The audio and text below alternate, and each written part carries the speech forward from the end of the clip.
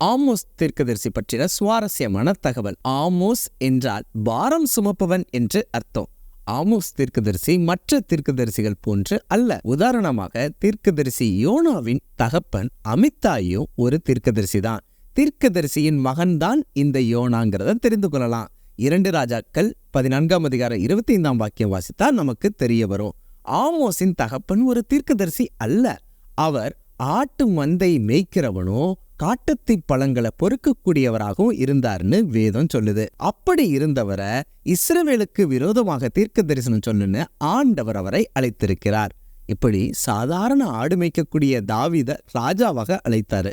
சாதாரண ஆடு மேய்க்கக்கூடிய ஆமோஸை தீர்க்கதரிசியா ஆண்டவர் அழைத்திருக்கிறாரு. நம்மை போன்ற சாதாரண நபர்களையும் அசாதாரணமான காரியங்களை செய்ய ஆண்டவரால் அழைக்க முடியும். இப்படிப்பட்ட வேதாகம தகவல் தெரிந்து கொள்ள எங்களுடைய சேனலை சப்ஸ்கிரைப் பண்ணுங்க.